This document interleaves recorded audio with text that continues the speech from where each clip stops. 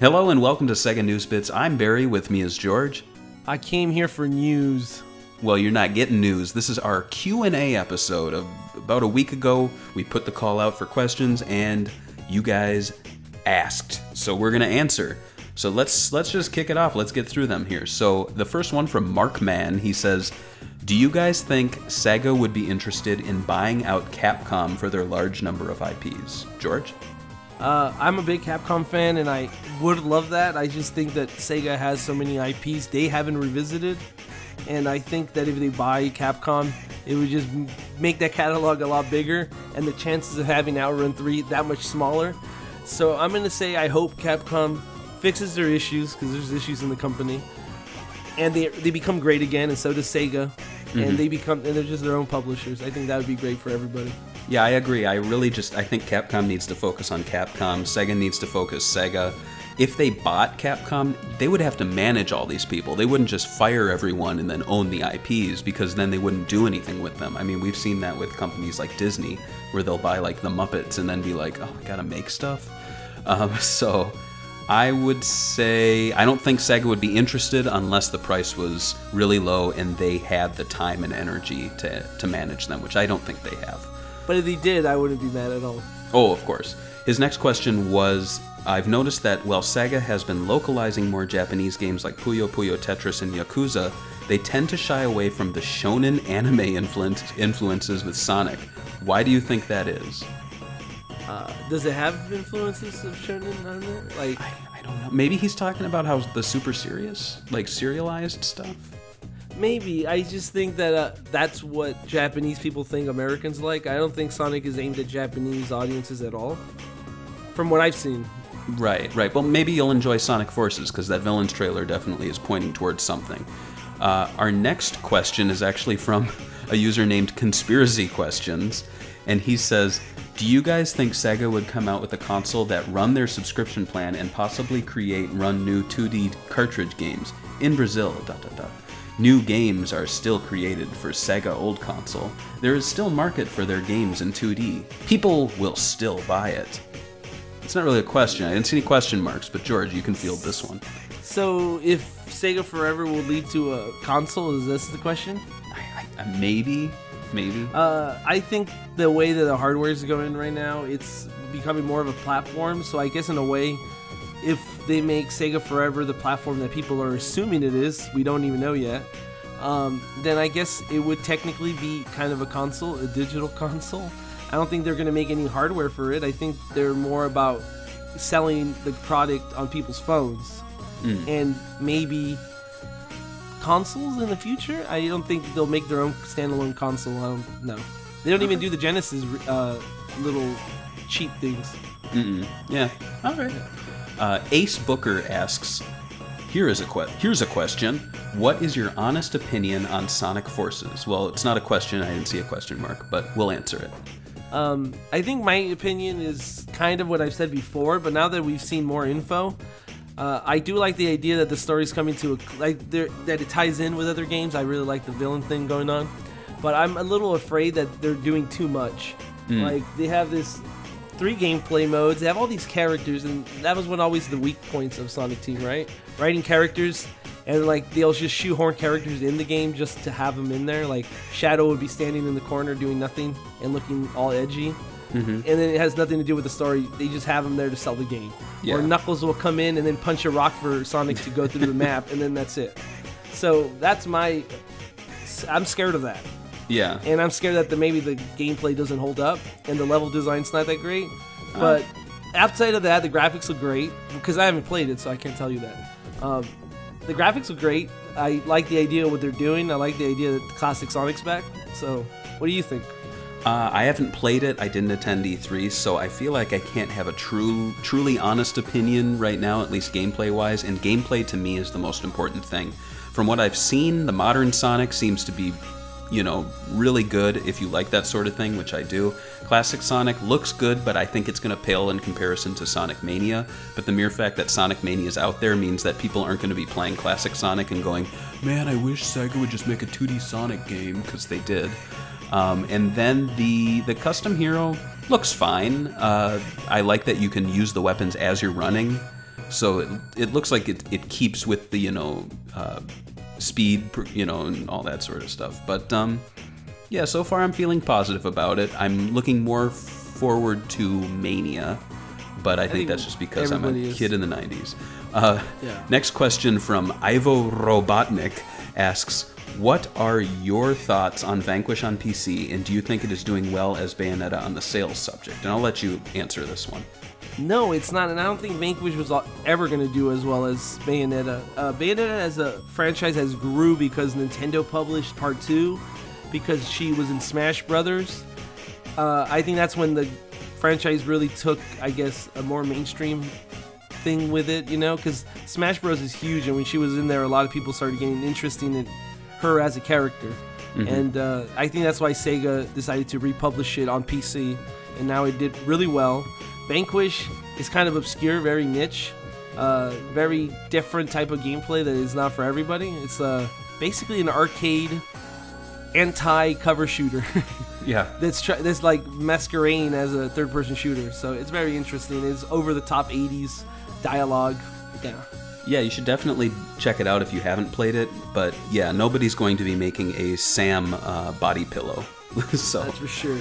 Next question is from William Mabin, and they say, I have a question. Do you think the next Sonic game will be Sonic Forces 2 or a completely new Sonic game? And then he ends it with like a pig snout.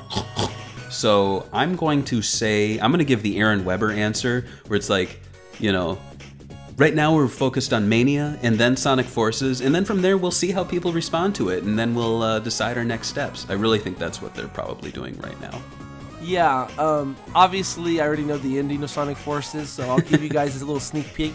So basically Infinite, Sonic beats him so badly that he goes all the way back in time to the end of Sonic Adventure 2, so the next game is Sonic Adventure 3. Oh, there you go. Wow. Ransley C says, question, why is it so hard to emulate Saturn games? You know a lot about the Saturn. You want to field this one? Yeah, well, I don't think it's that hard. I think they already kind of accomplished it on PC. There's a pretty good emulator. I forget the name of it now. On top, it's like SST or something. The thing is, nobody wanted to emulate Saturn because Saturn wasn't a popular console. I think that's really what it comes down to. And I don't think the architecture is that hard. Like not for today's programming languages. It was just hard at the time when it came out. Right. So I just think that people don't care about Saturn as much as they care about Nintendo 64, GameCube, and these other consoles. But right. I mean, there's a pretty good emulator already, so I would give it a try. Okay. AM Decorations asks, what happened to the new Dreamcast petition? It's just gone quiet? Yeah, I think it has just gone quiet. I don't know. I don't really know. I mean, I kind of wiped my memory of that whole situation. The person running it was a little crazy. They would bother us a lot, asking us to news them and follow them, and they claimed they talked to insiders at SEGA. A lot of this wasn't true, and then there was a whole tug-of-war between people within the team. I hesitate to call it a team because they're not even making a console. They were pitching a...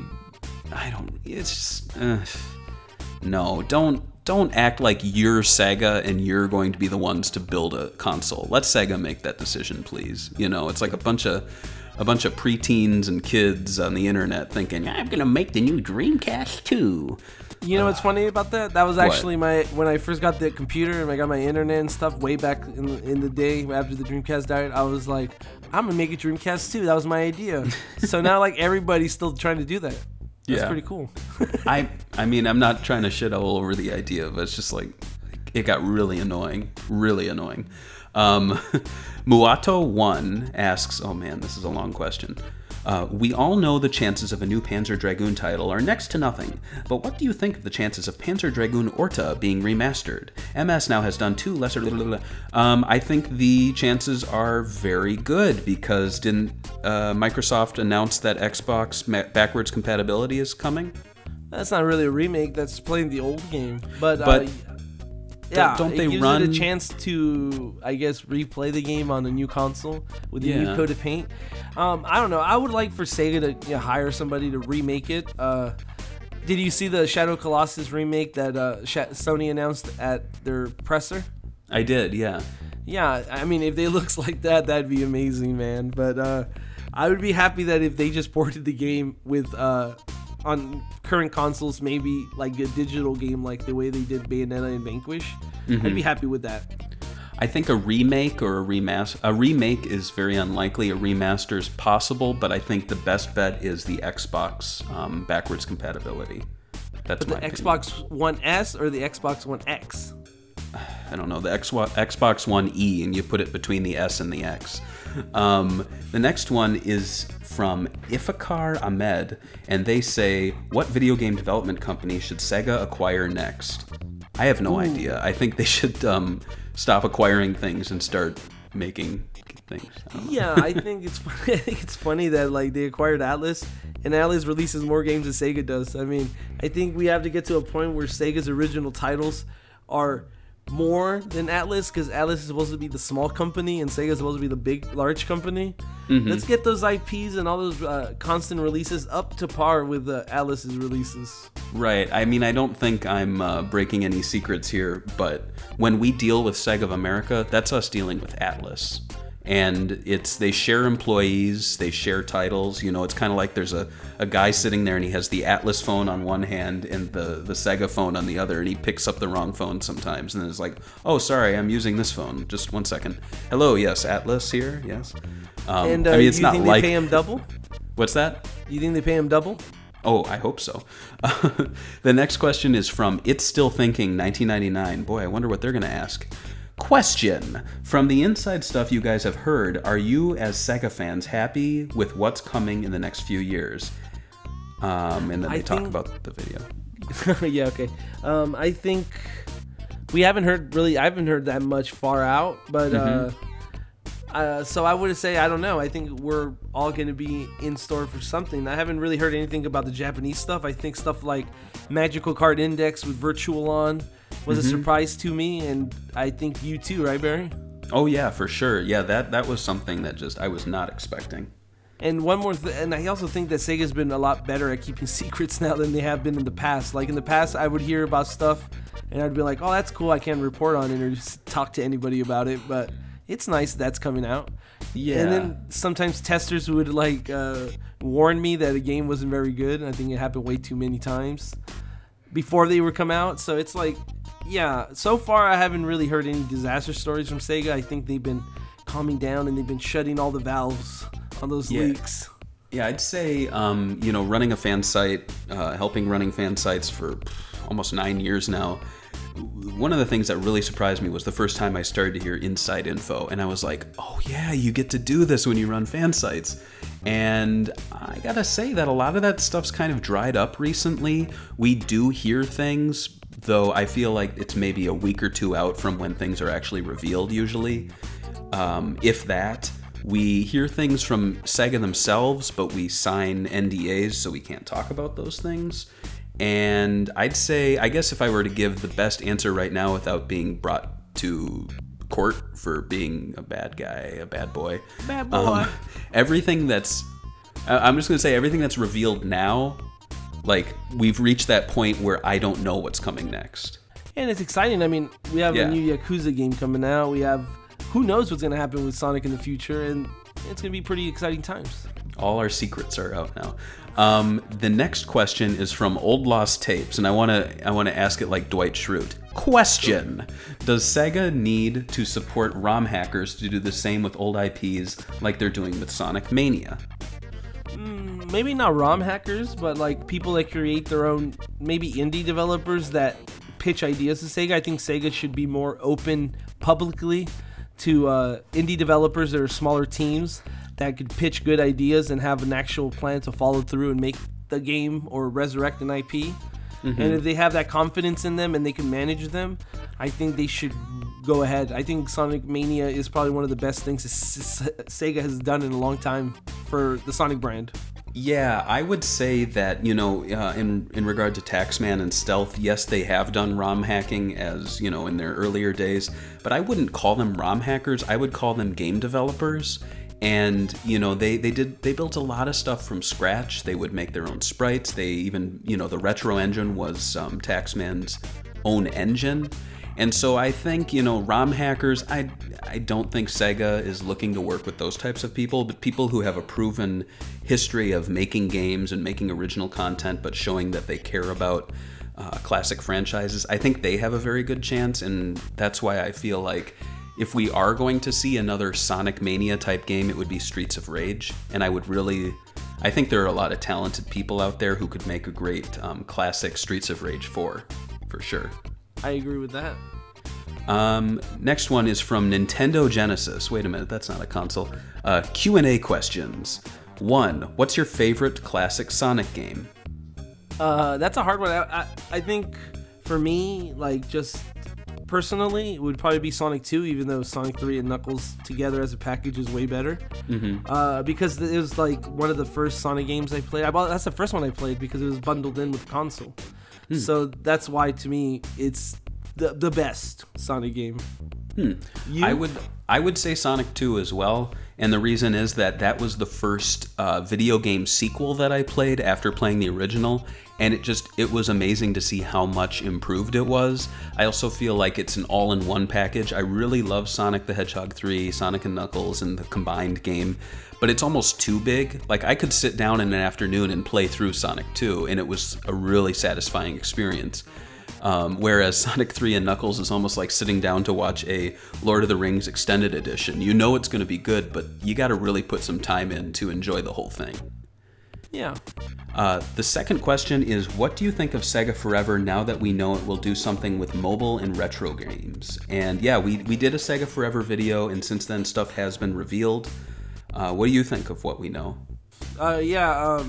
SEGA Forever, I think it's interesting. I'm very interested in what they're going to do. I'm afraid that there might be hyping it too much and people have expectations of what it could be. Like, you know, people have been saying that it could be a cross-platform retro game service, subscription service. I don't know. Nothing that I've seen has led me to believe that at all. So I'm going to say I'm optimistic for something cool. Like maybe it's a new name for the Sega Ages line or whatever. And we get a lot of new retro games. And hopefully they don't stay on mobile. I mean, I don't mind mobile because it has Bluetooth and you can play with a controller.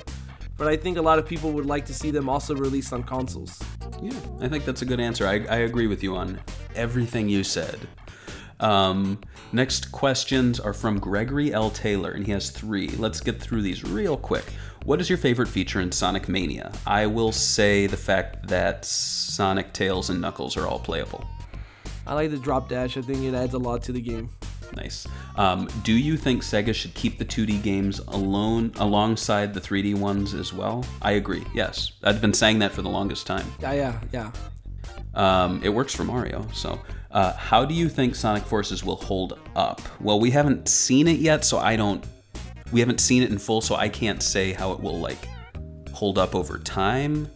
So maybe wait and see. If all it is Sonic Generations with a maybe a serious storyline and over the top bunch of characters showing up, then I guess it'd be fine, even if you don't like that kind of stuff.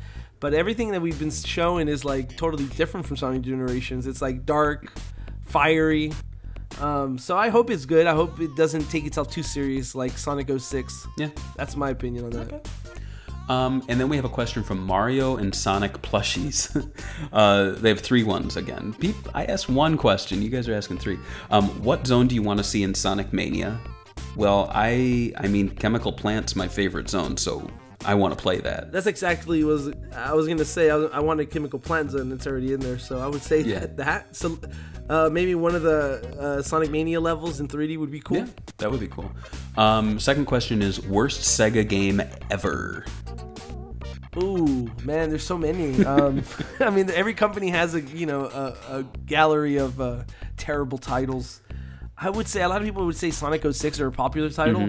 I would say like Burning Rival, I think that was the game was called. It was like Sega AM2's answer to Street Fighter, and it was 2D animated one-on-one fighter, and it's so bad. It's just so bad. The characters are bad. Everything's bad. I kind of want to do a live stream where we play each other on it. It's just to enjoy it. Let's just do a week of bad games. That would be a fun week. I'll say Sonic 06. And then they say here, Knights, Jet Set Radio, or Super Monkey Ball. I'm going to say Jet Set Radio. How about you? I was gonna say Jet Set Radio, but Super Monkey Ball is pretty freaking awesome too. How about all three? Well, yeah. Last question's from PokeBro1423. Hi? No, actually, bye. Bye. Let us know who you guys. I don't know. Don't let us know anything. Just like the video, and if you liked it, comment if we're idiots, and enjoy your day. You guys worked hard. Yeah, you enjoy it. I think that's it. I think we got that. I like how you're like, we don't have questions for you. We just answered more than 15.